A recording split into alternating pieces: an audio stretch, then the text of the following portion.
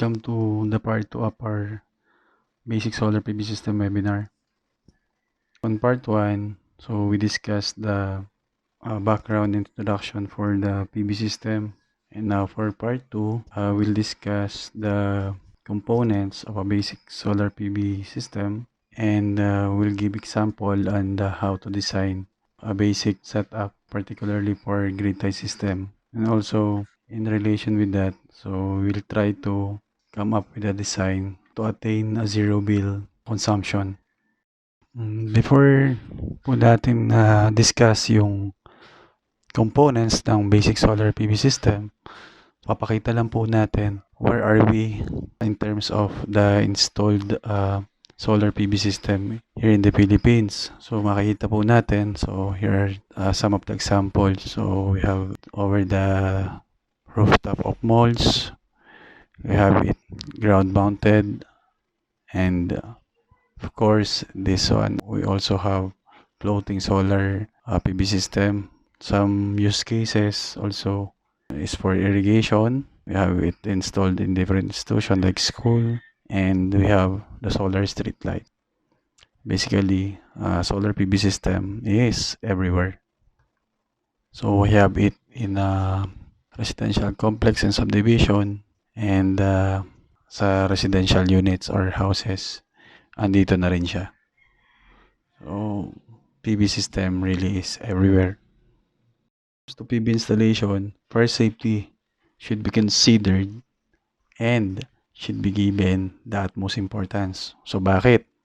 Sa simpleng rason po na kapag po tayo ay naglagay ng PV system sa bahay man or sa business units natin, remember the hazard and risk that this will pose on those areas. Remember na ito pong PV system is generating electricity, and when there's electricity, there's a risk of electric shock, and of course worse is fire. Makita po natin dito, this is recorded in one of the states in USA, Missouri. Kita po natin naman yung naging consequence probably ng wrongly installed na PV system. So for this slide, it just shows the gravity or the impact of damaged PV system due to fire. So makikita po natin, there are bare energized conductors contacting broken rails and metal frames. Dito pa lang po makikita natin if this bare energized conductor touches the roof and this roof is not properly grounded. So makita po natin yung risk doon sa probably sa nakatira doon sa kung saan man nangyari ito. It's pretty obvious na malaki talaga yung risk na involved when installing a PV system. Okay, another one example, you may notice that it's not only the PV system that is damaged, also including house where this was installed. So makikita po natin ang damage ng isang wrongly installed or not properly designed na PV system. You could imagine if you have this type of house, could be a retirement house or ito yung talagang pinag-ipunan nyo, or could be your dream house, pero dahil sa PV system na hindi properly designed, itong bahay na ito ay nasira lamang. Another example, fire in action. Well, obviously this is reportedly as caused by the PV system. Makita po naman natin, yun nga, gaya ng sabi ko, it could be your dream house, or kahit na hindi sabihin natin dream house, pero ito pa rin yung bahay nyo, or ito yung business unit yung pinag-ipunan ng mahabang panahon, pero sa isang iglap, dahil sa isang maling design, ganito na po ang nangyari. We're showing you the breakdown of the reasons for PV system fires in Germany. The data source is TUV. TUV is one of the reliable certifying body for products and equipment. Looking at the pie chart, the largest portion is installation mistake, followed by product failure. Next is planning failure and external influence. For design, installation can lead to fire as there is an increase of electrical arcs. Arcs commonly occur where there is an unintentional break in the electrical circuit. So yun nga daw, in-highlight si electrical arc. Actually, yung risk na ito is para doon sa installation mistake. Kasi if the installation or the connections is not properly crimped or mated, magkakaroon na kasi ng mga tatawag tayong conductor or terminal gaps. For the solar PV system, actually this is composed of only 4 major components. Number 1 is PV module or the power generation component. Number 2, battery or the storage. Number 3, the inverter and the charge controller. Bakit po natin to pinagsama? Kasi po may mga system like hybrid system, ito po ay magkasama na. And then number 4 is the load, which could either be DC system or AC system. But most commonly, ito po ay AC system. Para po sa slide nito, so pinapakita lang po dito ang basic function ng bawat component ng PV system. So we have PV module, which converts solar energy into electricity. For the battery, it stores energy or electricity. Charge controller, it protects the battery from overcharge and overdischarge. Inverter, it converts DC system to AC system.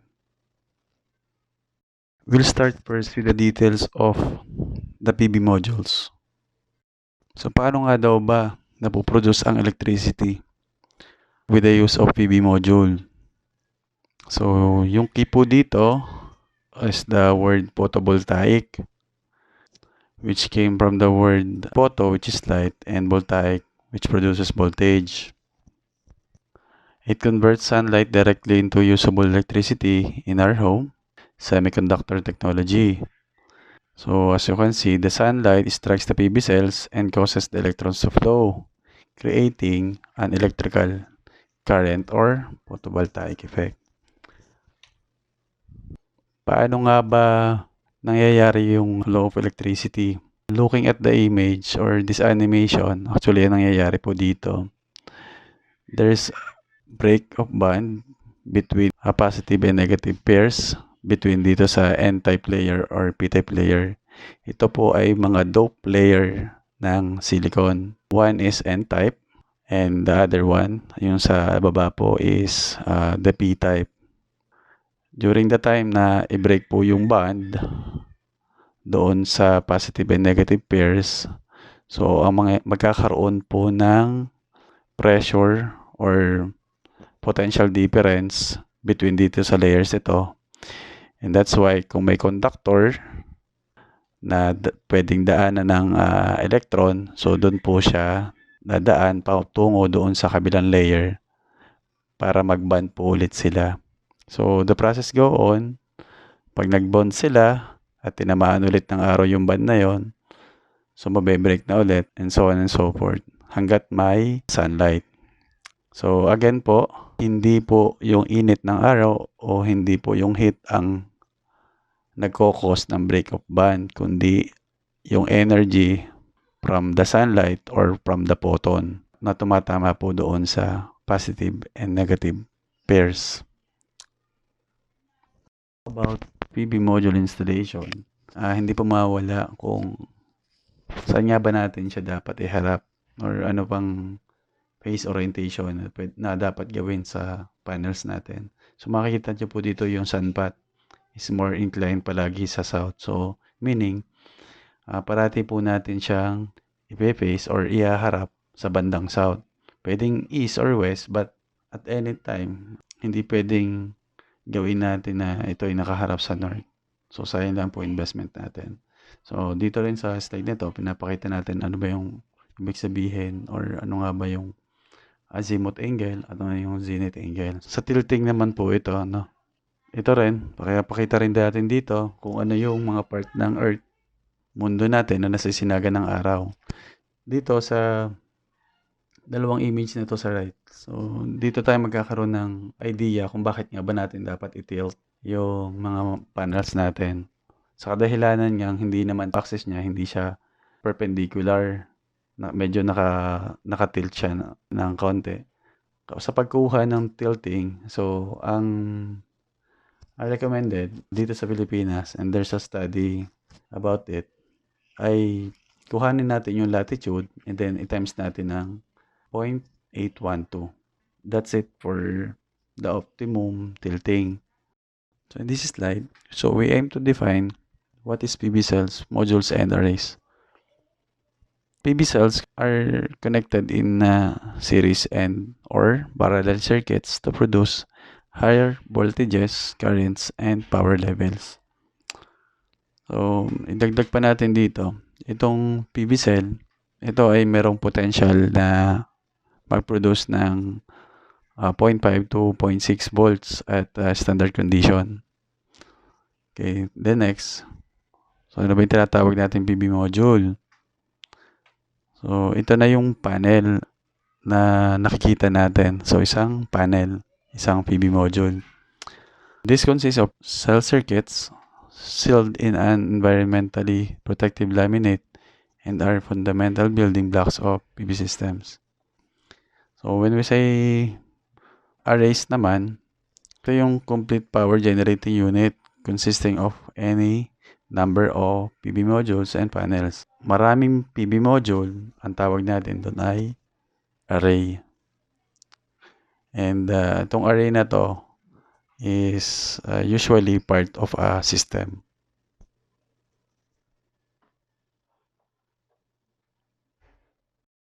Here in this slide, so we just go back to what we discussed before. So ito yung solar panel tilt. Actually, use Google and search for solar angle calculator. So makikita po natin dito ano yung best tilt sa bawat panahon. Okay? But again, sabi nga natin kanina, there's a study na for the Philippines, to get the optimized panel tilt for all season, the best to use is using the latitude times 0.812. So, dito po sa slide na to, pinapakita lang po natin ano yung magiging impact sa voltage and ampere when we put in series or parallel two or multiple panels with the same specification. So, on this particular example, we use 260 watts, 12 volts, and 5 ampere panels. Pag naka-series, so yun lang po, elementary fundamentals po lang ito. Yung ampere capacity ni panel is same lang, but kapag pinagsama natin to, yung voltage ay mag-a-adapt. Kung meron tayong dalawang panel, which is 12 volts, pag pinagsama natin yun, magiging 24 volts. Of course, sa parallel naman, reverse naman, kapag pinarallel natin ang dalawang panel, yung voltage will be the same and the amperes or the current will add up. But take note, either series man or parallel, kapag kinuha nyo yung total wattage ito, is the same lang. Okay, another example lang ito. Kapag naka-series, volts add up and ampere stay the same. And then parallel, volts stay the same and amperes add up. It just shows you the different types of panels or modules and its efficiencies. Yung pagkuha ng efficiency formula or efficiency percentage ay naririto.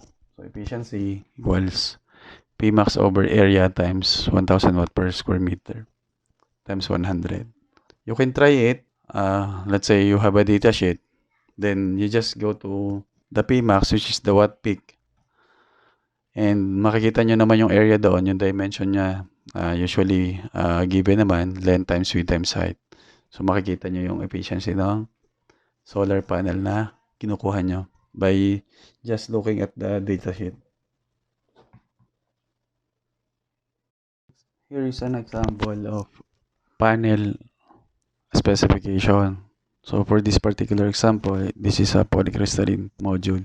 Yung mga values na to is derived using standard test condition. Ano ba yung standard test condition? Before a module is specified, kung ano rating niya, ito yung standard condition natin. So we have a temperature of 25 degrees Celsius and a radiance of 1000 watt per square meter with an air mass of 1.5 spectrum and 0 wind speed. Yan yung madalas natin makikita sa datasheet. And madalas na ginagamit natin dito is yung Pmax, open circuit voltage, short circuit current. So yan yung madalas nating ginagamit. And doon sa actually kulang to, meron pa ito dapat threshold and maximum system voltage and yung mga temperature coefficient natin. Because this webinar is just basic, hindi na muna natin dadaanan yon. Yung pagkuha ng minimum voltage and the maximum voltage under a specific condition. Kasi actually when we design system or PV system, we have to use those parameters para makita natin ano ba yung maximum voltage and minimum voltage na kaya produce ng panels natin. Tingnan natin kung paano bumasa ng solar panel IV curve. So mapansin natin, when the panel is at VOC, yung current niya is 0. So pansinin po natin yung horizontal axis which is voltage and the current which is y-axis. So balik po tayo dun sa VOC. Kapag ang isang solar cell ay nagpo-produce ng VOC, yung current naman na nilalabas ay 0. So ito ay kapag walang araw. Then unti-unti pag nagkakaaraw na, tumataas ito ng tumataas along with the current hanggang ma-reach na yung saturation point na tinatawag nating maximum power. Ano mangyayari naman kapag yung current na ipinoproduce ng panel ay tumaas ng tumaas hanggang doon sa value na nagkaroon na ng halos short circuit current. Pansinin po natin doon sa y-axis, doon sa may short circuit value, ISC. So makita natin doon at the extreme value of short circuit current, ang value po ng VOC ay 0. That's why ang equivalent power po natin from the solar cell will be 0 also. So yun po yung pagbasa ng solar panel IV curve. Still on IV curve, ano po yung effect ng temperature and radiance so sa panel natin? Makita po natin doon sa graph sa left. With the constant temperature and variable radiance, kapag itinaas natin si radiance, yung current natin tumataas. And mapansin din natin yung voltage naman, hindi ganun kalaki yung epekto sa kanya kapag itinataas natin yung radiance. On the other hand, dun sa kabilang graph or chart, mapapansin natin yung epekto solely ni temperature, yung pagtaas at pagbaba ng temperature. Kapag kahit tinaas natin si temperature, mag-i-increase din yung value ng current or yung nilalabas na current ni panel. Whereas, doon naman sa value ng voltage, kapag ang temperature ay bumaba, yung value ng voltage ay tumataas. Kapag in-increase mo ang temperature, yung value ng voltage naman ay bumababa. So, dito sa PV system board, may tinatawag tayo mga chair number para sa solar panels. But ano nga ba yung mga chair number na yon? So, according to Bloomberg Cheering classification, there is no such thing as Tier 1 solar module. Only Tier 1 module manufacturers. So, yun, malinaw naman. So, narito yung mga list ng mga Tier 1 manufacturers natin. Dyan sa Jinko Solar, Longi, J Solar. and so on and so forth. Medyo marami sila. History of price of PV panels or PV modules.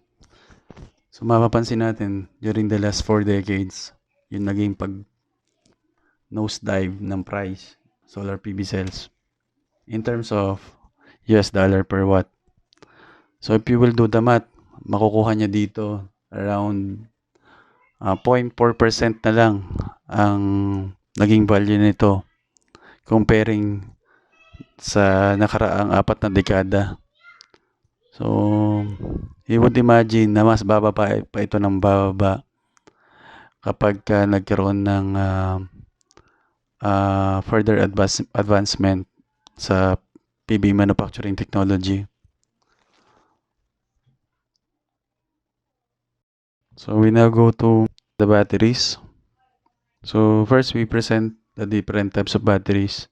So we have lead acid, the lithium ion, the gel type, lead crystal, nickel cadmium. Asan dito sila PO4? Andun siya sa lithium ion. So gamit di lang natin dito napakita. Ito yung ginagamit sa karamihan ng mga power walls kay Tesla and other different brands. So this is the solar batteries comparison. So makita po natin dito kung sino yung superior product to specific attributes or characteristic or function. Nakita natin dun sa leftmost part, naging superior product to specific function or characteristic niya. So let's say sa cost, ang wagi dito is si lead acid.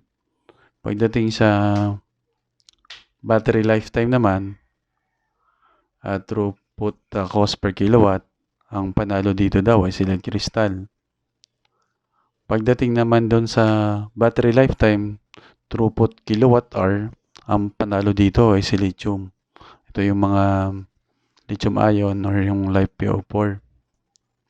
Sa environment, andyan si lead crystal and lithium. Gaya nung ginawa natin sa solar panel, ito yung basic electrical principle naman pagdating sa battery. Parehas lang siya ni solar panel. Pinagkaiba lang dito yung imbes na ginagamit natin ni ampere, dito is ampere hour. Kapag naka-series, like the solar panel, nag-a-adapt yung voltage. And yung ampere hour naman is the same. Ngayon, kapag naman nakaparallel, yung voltage is the same and yung ampere hour is nag-a-adapt. Head into inverters and charge controllers. During the presentation of basic function of charge controller, ang trabaho niya is i-manage yung charging and discharging of solar battery.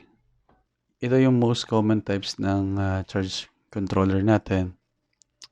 We have pulse width modulation type and multi-power point tracking type ng controller.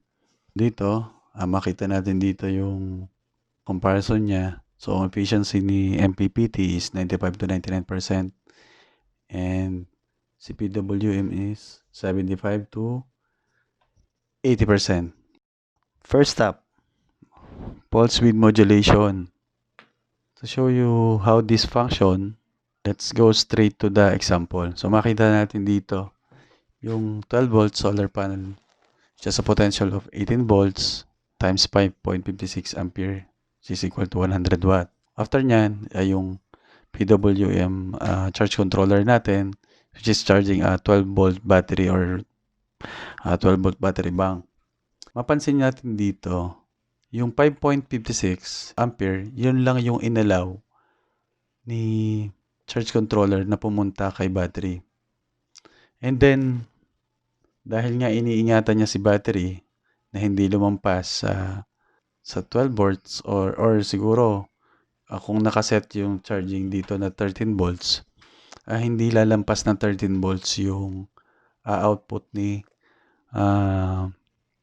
pulse width modulation charge controller. So, kaya at an instant na nagpo-produce let's say ng 100 watts si panel, yung actual na dinadala or ina-output lamang ni charge controller is 72 watts. So makita natin doon yung efficiency issue na hindi lahat ng na-harvest ni panel is directly na dadala or na-deliver kay battery. How about the maximum power point tracking controller naman or MPPT? So makikita naman natin to. So we have a solar panel with just a potential of 18 volts times 5.56 ampere, which is 100 watt. And pansinin nyo yung after ng controller or yung MPPT controller natin, yung naging output niya is 7.7 ampere. Comparing to the PWM, which is niretain niya lang yung 5.56 ampere. Itong si MPPT, itinaas niya yung value ng current. So, ano yung reason bakit niya itinaas? Pansinin natin ulit, charging voltage ni battery is 13 volts while yung potential naman ni panel is 18 volts. Ang naging function dito ni MPPT, gusto niyang i-charge at maximum power na available galing kay solar panel which is 100 watts. Kaya yung current or charging current mula kay MPPT ay naging 7.7. So mapansin po natin dito, there is virtually no loss. So kaya mataas yung efficiency nitong si MPPT.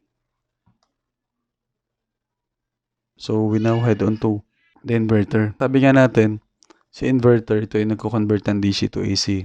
When we say DC, ang DC side ay yung sa may panel natin, and then yung AC side ay yung papunta na sa ating loads.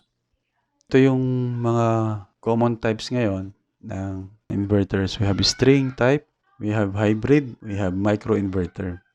So si string, ito yung kalimitan natin ginagamit sa mga on-grid application. Pag sinabing string inverter, makita natin dito may mga set of strings tayo or string of panels at pupunta lamang siya sa isang common inverter. Doon sa side ng panel, DC yon, and then sa output ng isang inverter or isang string inverter, yun yung AC side. Then pagdating naman natin sa microinverter, so bawat panel, ang ilalabas na niya is AC output. Each panel has each microinverter.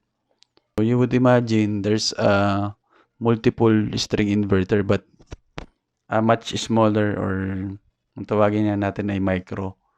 Ito ay nakaparallel lahat, itong microinverters na to, and then diretso na siya doon sa distribution board or doon sa tapping point sa existing electrical system natin. Right. Para lang ma-appreciate nyo kung ano ba yung sinatawag nating pure sine wave and yung other types of wave.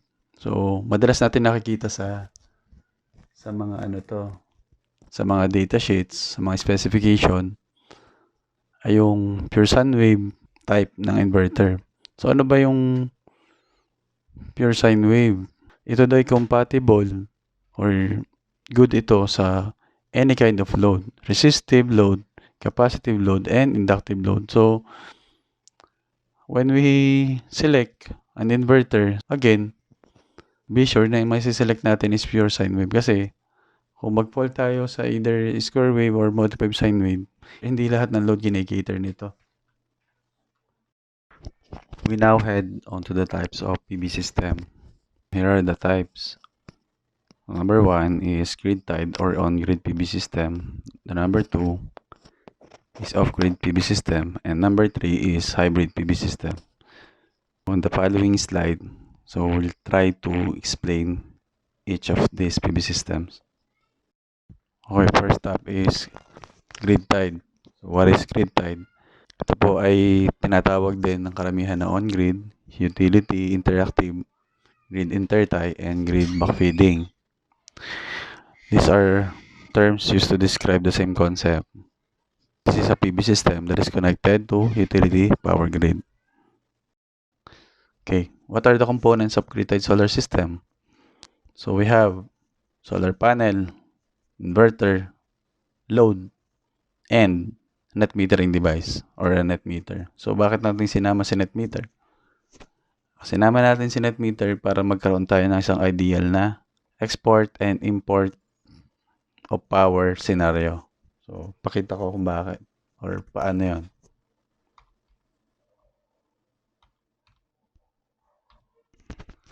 During daytime, yung hina-harvest na energy ni solar panel, kino-convert ni inverter into usable AC electricity na i-consume naman ni load.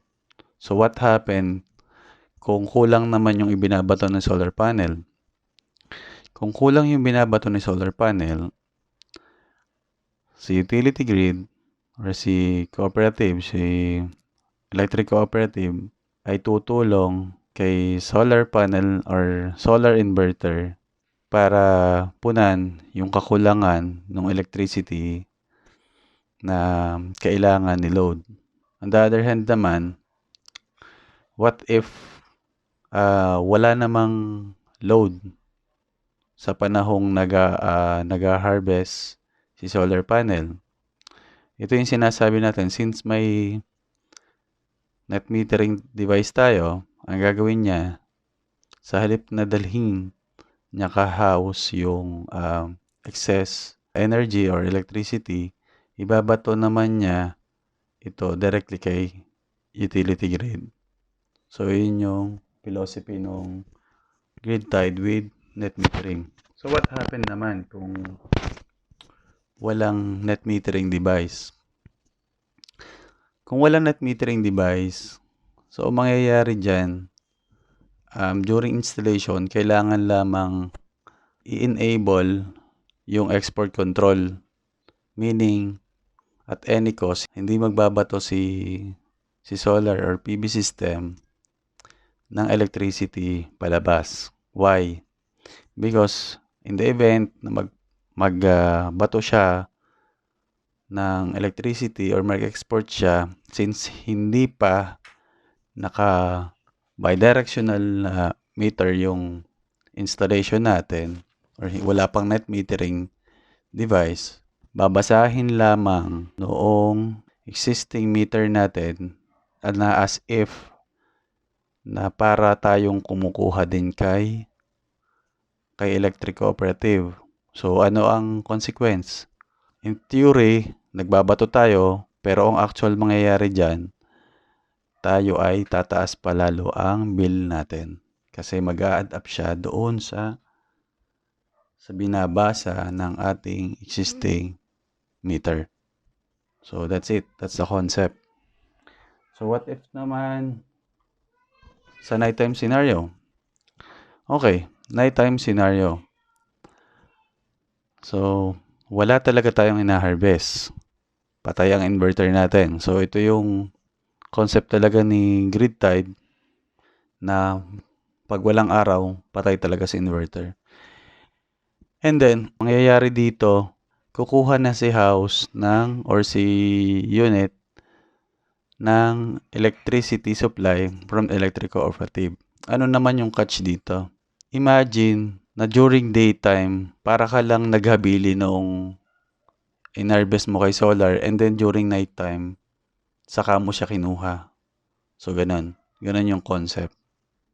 But then, at present, kasi, yung amount ng iyong ine-export or yung cost ng iyong ine-export is half the price lamang ng iyong ini-import or meaning yung kinukuha mo sa electric cooperative. So, ganun yung concept.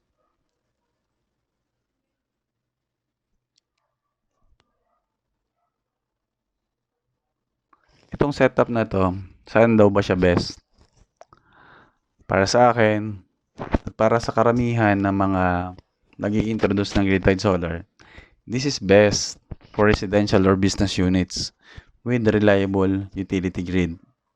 And for the purpose na magkaroon tayo ng malaking kabawasan sa ating cost of electrical bill monthly. Bakit? Ito kasi yung setup na may pinakasimple at pinakakaunting component. In terms of installation cost, in terms of the material cost, ito yung pinakamura. That is the grid-tied solar system. But then again, wala itong battery. Ito ay talagang setup for reduction of electric bill. Next is off-grid PV system. This is also called the standalone system.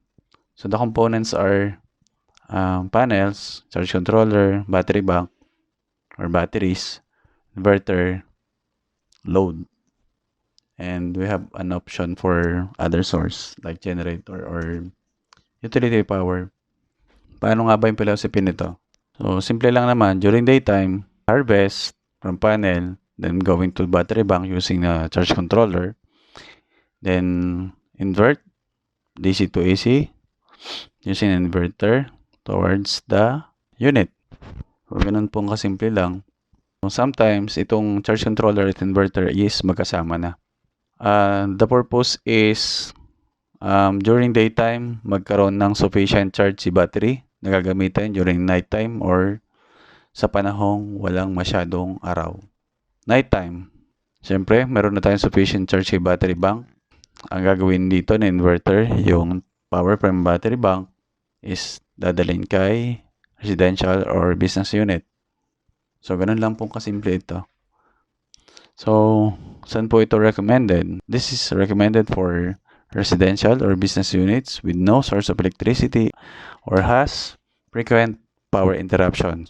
Ito po ay recommended sa mga areas na remote or wala talagang power provider or kung meron man, yung nakakaranas palagi ng brownouts.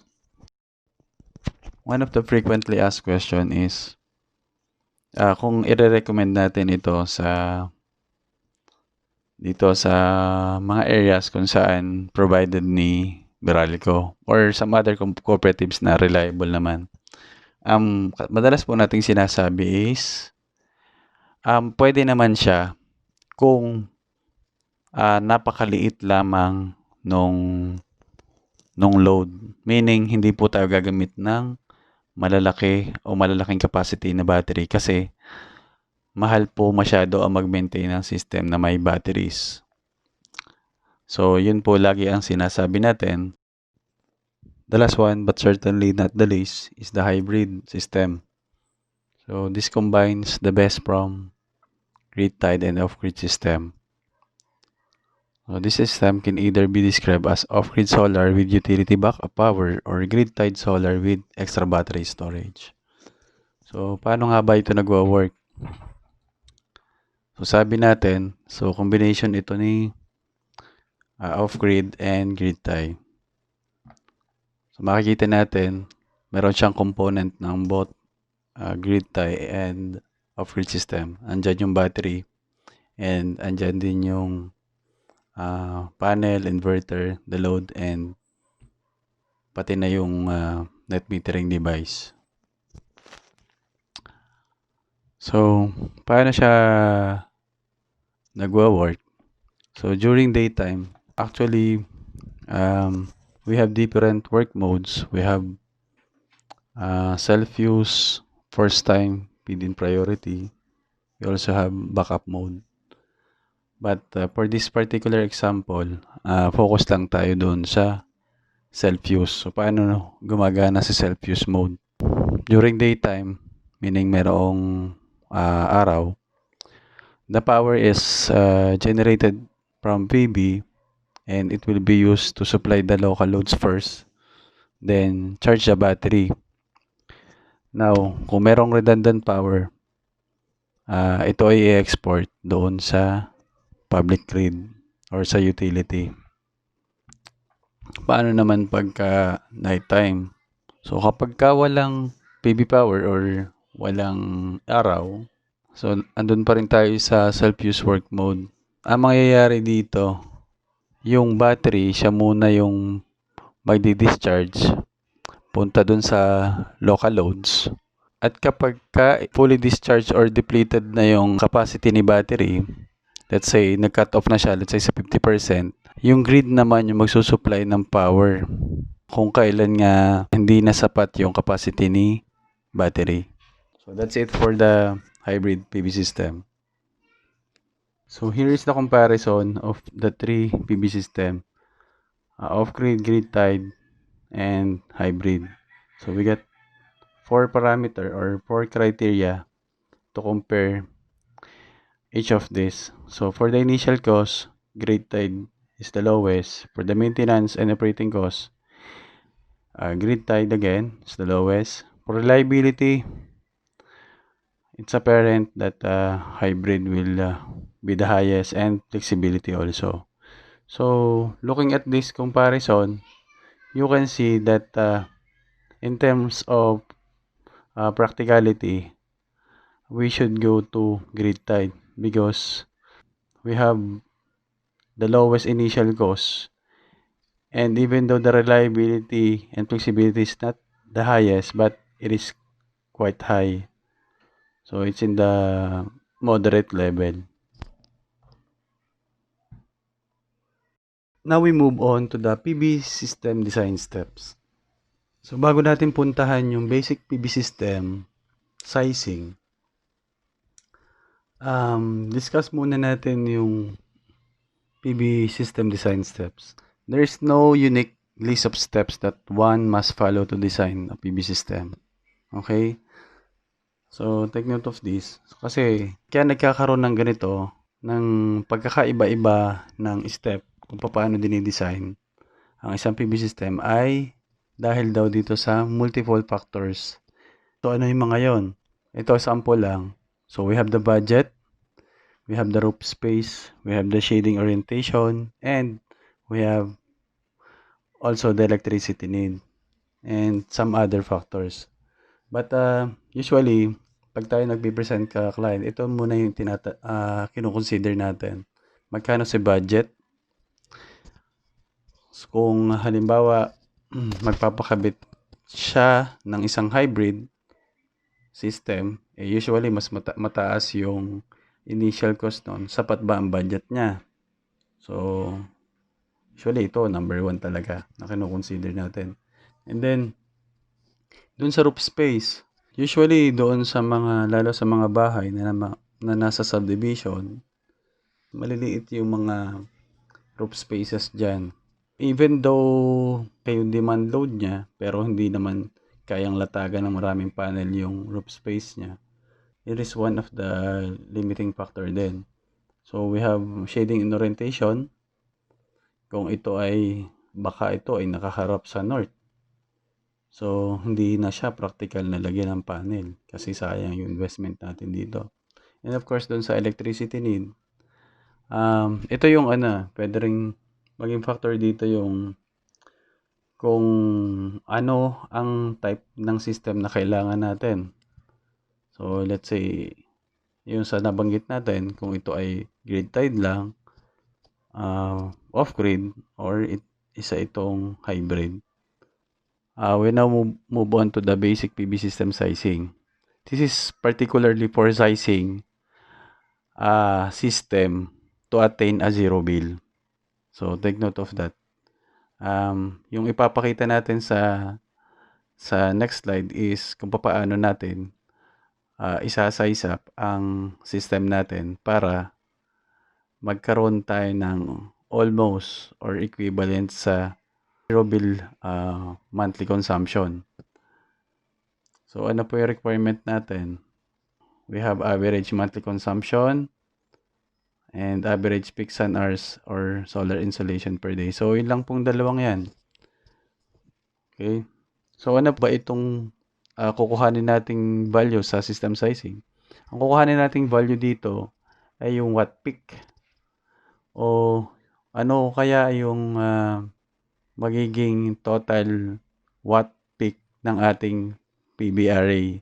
Na-discuss na natin to nung Solar 101 part 1 webinar. Ito yung tinatawag nating sun hours. So yan, makikita nyo naman dito, meron tayong map. So tingnan nyo lang kung nasan kayo location. Let's say for for Batangas, so nasa range siya ng 4.5 to 5.0 peaks/an hours. We now head on to the formula for getting the PV panel size. So, paano ba kinukuha nga ito? So, sa pagkuha ng monthly kilowatt hour consumption, kailangan nyo ng monthly bill.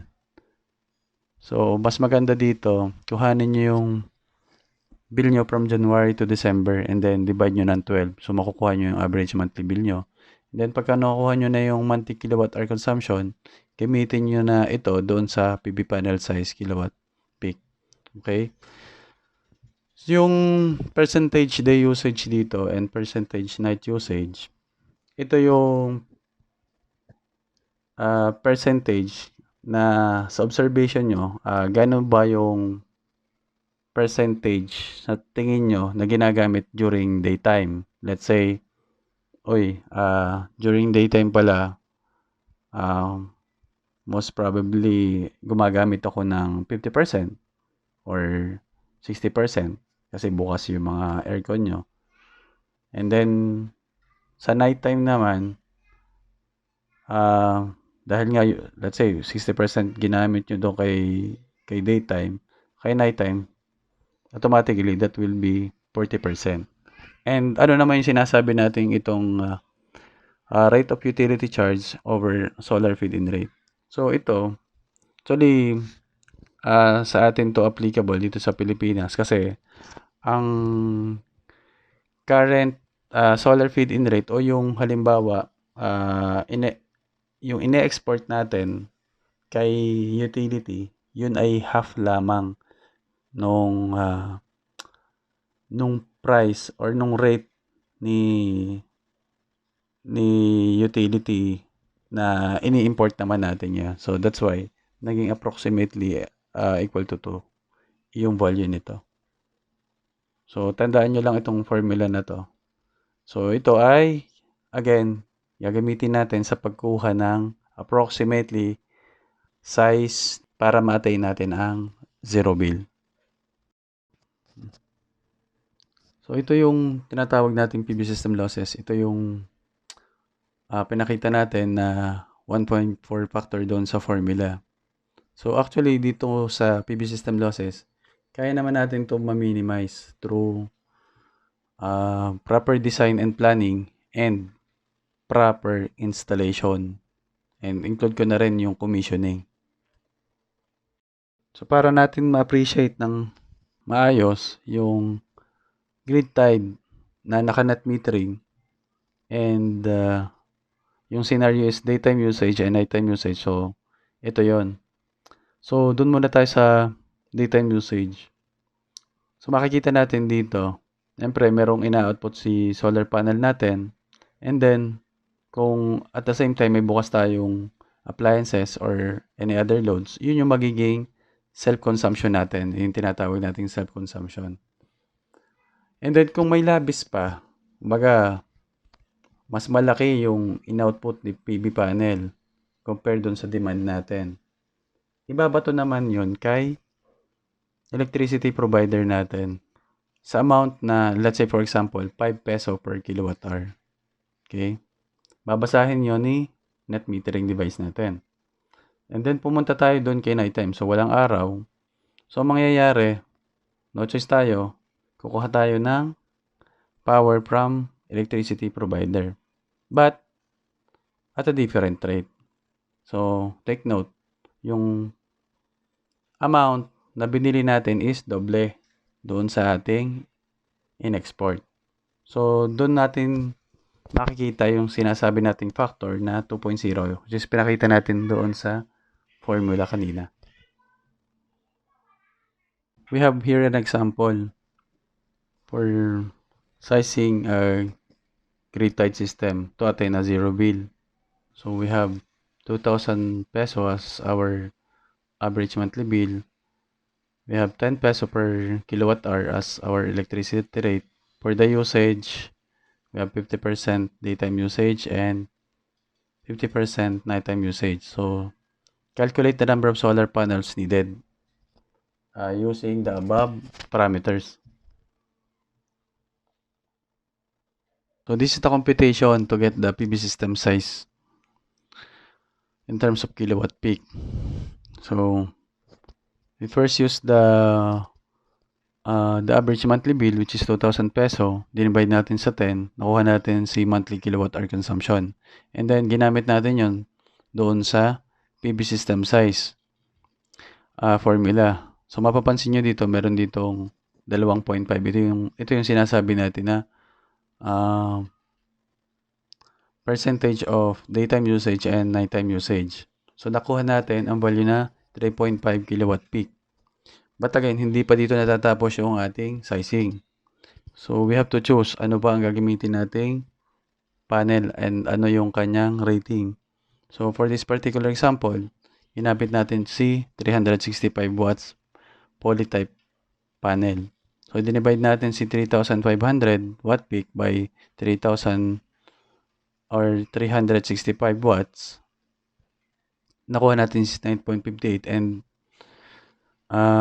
niround up lang natin to para makuha yung 10 numbers of 365 watt panel, which is also equivalent sa 3,650 watt peak or 3.65 kilowatt peak. Yung 3.65 kilowatt peak, yun na yung final size ng ating grid-tied system para ma-attain yung zero bill using our parameter na 2,000 monthly bill or 2,000 average monthly bill and 50% daytime usage and 50% nighttime usage. Para mas ma-appreciate natin yung ginawa nating computation or sizing for the grid-tied PV system to attain zero bill. So ito yung complete diagram niya. So it's not just the panel. So it composed of different component para masabi natin ito ay isang PV system. Kasi hindi naman panel lang ang bumubuo syempre ng isang PV system. So meron tayong inverter, meron tayong protection for AC and DC, we have the cable, we have the grounding, and meron pa tayong isa na kung tinatawag natin ay or tawagin natin na rapid shutdown device. So ito ay napadagdag sa ating regulation with PEC 2017 as our reference na nagre-require na magkaroon na ng rapid shutdown device. So ang gamit nito, nililimitahan nito ang boundary ng energized equipment. Kapag ito ay na-trigger, yung parte lamang na energize ay yung panel. So hanggang dun lamang. So ito ay protection sa ating mga kasamahang firemen during fire. Kasi iniiwasan natin na yung ilang parte ng PV system ay maging energized. Mahirap kapag ka nagkaroon ng isang sunog and then magre-respond yung ating mga firemen and hindi nila alam kung alin ba sa parte ng PV system ang energized pa. So kapag may ganito, most probably yung module lamang or yung panel lamang ang energized. So it's not just a panel that we're sizing and selecting. So we have different components of PV system that we should consider during design and planning. And of course, after design and planning, dapat din tama yung installation natin and properly tested and commissioned ito. Kaya nandyan yung ating mga licensed electrical practitioner and of course, andyan din yung ating mga certified solar PV technician para tulungan tayo. We're not really against DIY, but be sure na kapag ka nag-DIY ka, alam mo ang fundamentals ng electricity, alam mo at na-consider mo na lahat ng factor para maging safe yung system na ikakabit mo, whether it is your house or any other house or business units. Again, ang PV system deals with electricity, and when you have electricity, it poses risk or hazard. And ano yung hazard na yon? Hazard is one is fire, electrocution, which are both asset and life hazard. So kailangan nating ma-consider yung mga bagay na yon kapag magkakapit tayo ng PV system. Marami nagtatanong na after installation of PV system, bakit daw mataas pa rin ang binabayaran nila monthly? Or kaya naman, bakit daw hindi na-reach yung sinasabing zero bill? So, isa sa factor dito yung the way we manage our load, or yung kung tawagin natin ay load management. Dito sa load management, dito papasok yung paraan kung paano natin mamamaximize yung gamit ng solar PV system natin or yung installed asset natin, which is yung PV system. So, ang target dito is to generate more electricity than you consume. So, simple lang ito. So, pag tayo mayroong PV system, hindi porket naka-solar tayo, gamit lang tayo ng gamit ng load na hindi natin iniisip kailan ba natin talaga dapat ginagamit yung load. So, ang principle dito actually is, kung gagamit tayo ng load at hindi natin maiwasang ito'y gamitin, let's say itong mga washing machine dahil maglalaba tayo or electric fan dahil mainit, itaon natin siya kung saan yung PV system natin is nag-harvest. Meaning, ang target natin is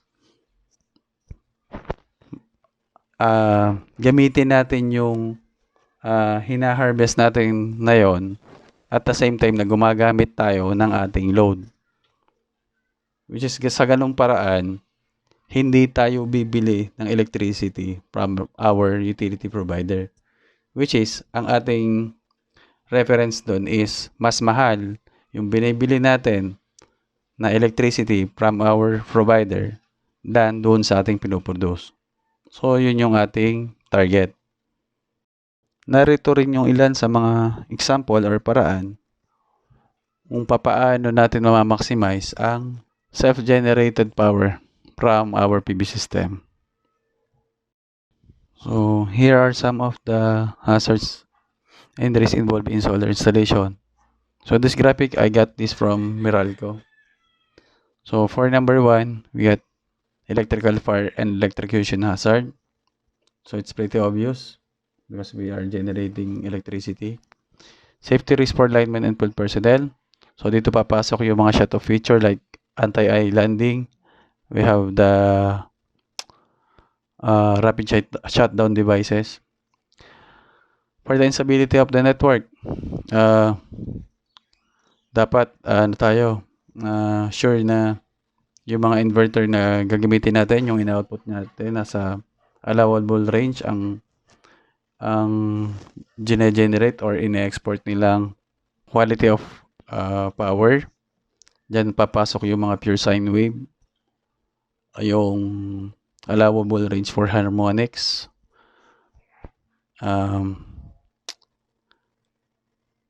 frequency. So, yun yung mga some of the parameters, And the last one is risk of damage of property. So, papasok na din dito doon sa electrical fire and electrocution hazard. So, pwedeng ang pagmulan ng damage ang property is yung fire. Pwede rin naman na pagmulan ng damage ang property is halimbawa, mali din yung pagkakakabit natin ng mga solar panel natin. Basta na lang natin sila ikinabit sa bubong without reinforcement. So, during powerful typhoons nga or strong winds, pwedeng makompromise yung design or yung mga bubong ng bahay. So, ito lang yung ilan sa mga hazards and risks involved in solar installation. So, we have to consider these hazards during installing of PV system. So, we're almost done with our webinar. So, balikan lang natin yung mga benefits of going solar. So, ito po yon. So, makikita natin dito, narito yung low payback period or yung sinatawag nating mabilis yung ROI. Sa sa typical na isang grid-tied installation, sa ngayon, nasa 4 to 6 years na yung ROI natin. So, narito rin yung yung save the environment, which is, of course naman, binabawasan natin yung carbon footprint. Create energy independence. Ito, mangyayari to kapag ka naka-battery ka. Guaranteed performance.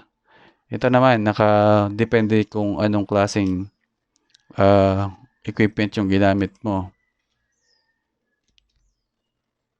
Be it on the panel, inverter, and the batteries.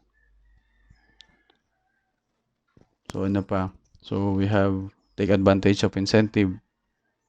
Sa ngayon, wala pa tayong IRR para sa incentive, but hopefully, sooner later, magkakaroon na ng incentive yung mga RE owner natin. So, ito po yung yung ilan sa benefits of going solar. Okay, singit lang natin to. Ito ay para sa mga taong nagtatanong kung tama ba talaga kay solar ako mag-invest and hindi doon sa other energy sources dahil iniisip ko baka mas mura ang mag-invest sa iba kaysa sa PV system. So, ito po yung sasagot, yung LCOE comparison. So, makikita natin dito, for the last 2 decades, yung steep decline ni solar. So, from $248 per megawatt hour, naging $40 per megawatt hour na lang sila. So, dito naman po, clear na si solar po or si PV system yung pinakamura ngayong source of energy as compared to other sources. Before we part ways, so iwanan lang po natin yung sinabi ni Malcolm X. The future belongs to those who prepare for it today. And that's the end of our Solar 101 Part 2. So if you have question, just contact me at my Facebook page at SolarList, or you can email me at batantech@gmail.com. Again, thank you. Keep safe, everyone.